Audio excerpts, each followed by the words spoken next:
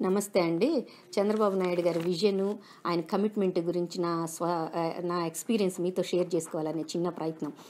2004 ఆయన టర్మ్‌లోనండి ఒక ముఖ్యమంత్రితో ముఖాముఖి అనేది ఒక కార్యక్రమం వచ్చిందండి టీవీలో. అప్పట్లో మేము ఢిల్లీలో ఉండేవాళ్ళం. ఇంటికి ఫోన్ చేయాలంటే టెలిఫోన్ సౌకర్యం లేదు. నేను ఆ కార్యక్రమంలో వాళ్ళు ఇచ్చిన మెయిల్ ఐడీ చూసి నేను సీఎంఓకి మెయిల్ పంపిస్తే నాకు 1 వీక్‌లో రిప్లై వచ్చింది. 6-7 మంత్స్‌లో చుట్టుపక్కల ఊళ్ళందరికీ ప్రకాశం జిల్లాలో టెలిఫోన్ సౌకర్యం వచ్చిందండి. That is the commitment of Naidu. అలాగే 2004లోనో 2009లోనో నాకు సరిగ్గా గుర్తులేదు, సమైక్యాంధ్ర అనే నినాదంతో ఆయన ఎలక్షన్స్కి వెళ్ళాడు. మనం ఏం చేసాము, పక్కన కూర్చోబెట్టాము ఆయన్ని.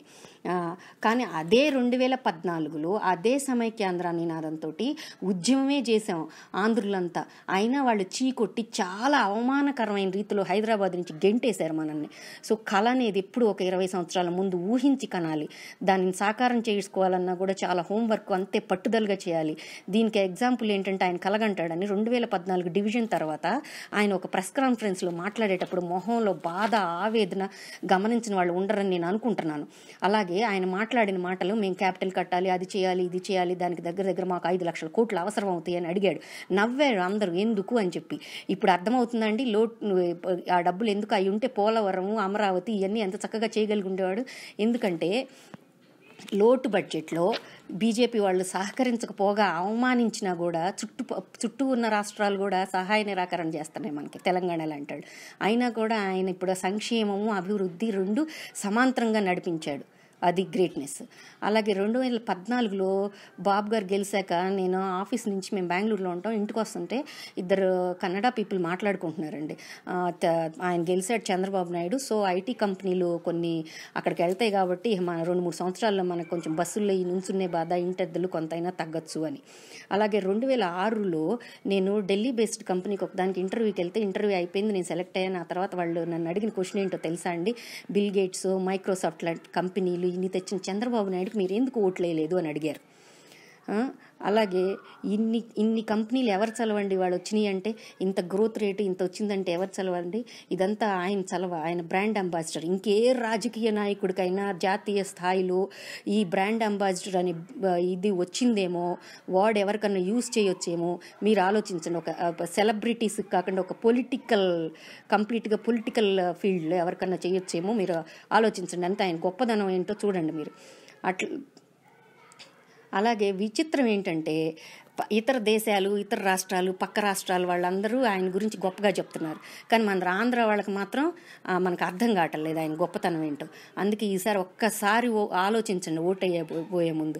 ఎందుకంటే ప్రత్యేక హోదా, పోలవరం ఇవన్నీ ఇవన్నీ కావాలంటే ఆయనే రావాలి అనడం కంటే అవన్నీ ఆయన లేకుండా మీకు ప్రత్యేక హోదా వచ్చినా కూడా ఉపయోగం ఉండదు.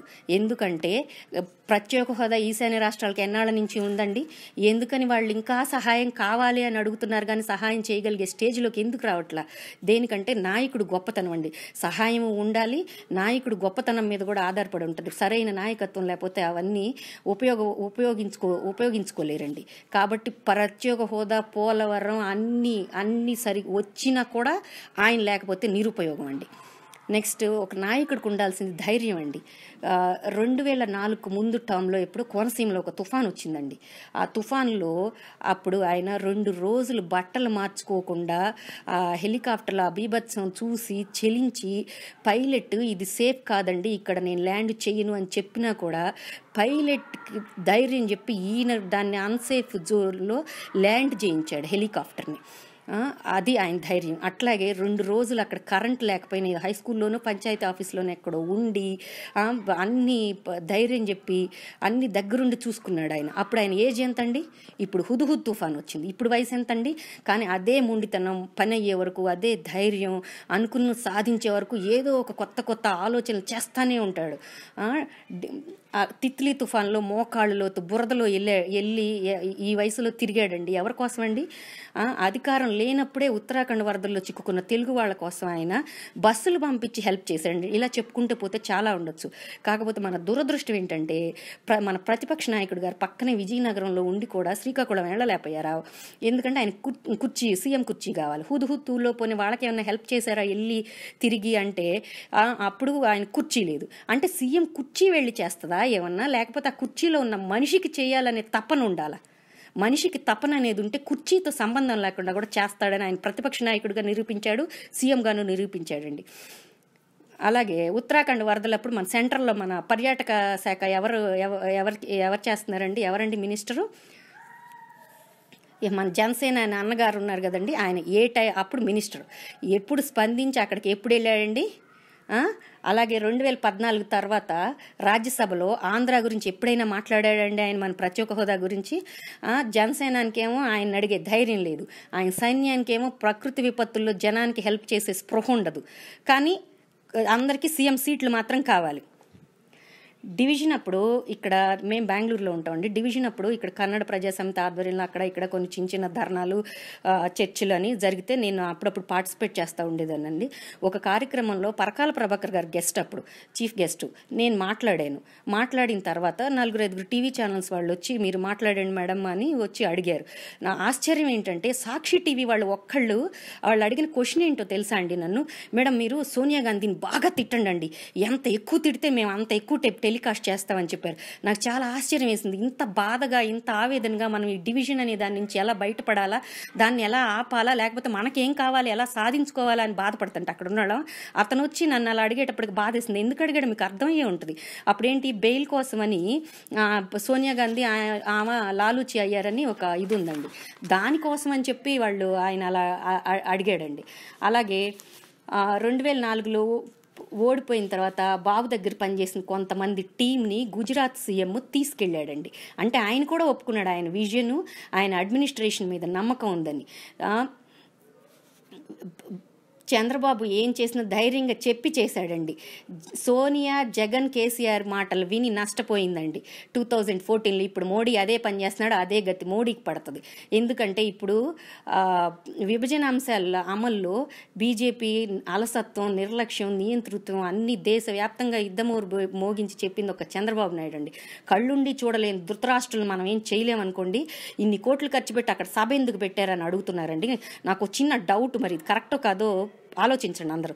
ప్రతిపక్ష నాయకుడు హోదాల్లో నువ్వు ఎన్ని అధికారిక కార్యక్రమాల్లో పాల్గొన్నావు, అలాగే ఎమ్మెల్యేగా నువ్వు చేసిన పనులు ఎన్ని, పాదయాత్ర నీ పార్టీకి నీకు మైలేజ్ పెంచుకోవడం చేసావు. మరి దాన్ని పాదయాత్రలు చేసుకుంటా అసెంబ్లీకి రాకుండా టైం అంతా వేస్ట్ చేసినప్పుడు ప్రజాధనంతో నువ్వు జీతం ఎందుకు తీసుకోవాలి? అసలు అవన్నీ పెట్టుకుంటే ఇట్లాంటి ఎన్నో చేసుకోవచ్చు. అలాగే ప్రతి ఒక్కళ్ళు ఓటు వేయండి, మళ్ళీ వీవీప్యాట్ల ద్వారా చెక్ చేసుకోండి. అట్లాగే ఆయన చంద్రబాబు నాయుడు గారు పిలుపుకి స్పందించి ఇక్కడ ఉన్న బయట ఉన్న తెలుగు వాళ్ళం మోడీకి పరాజయాన్ని పరిచయం చేశాం మేము కర్ణాటకలో.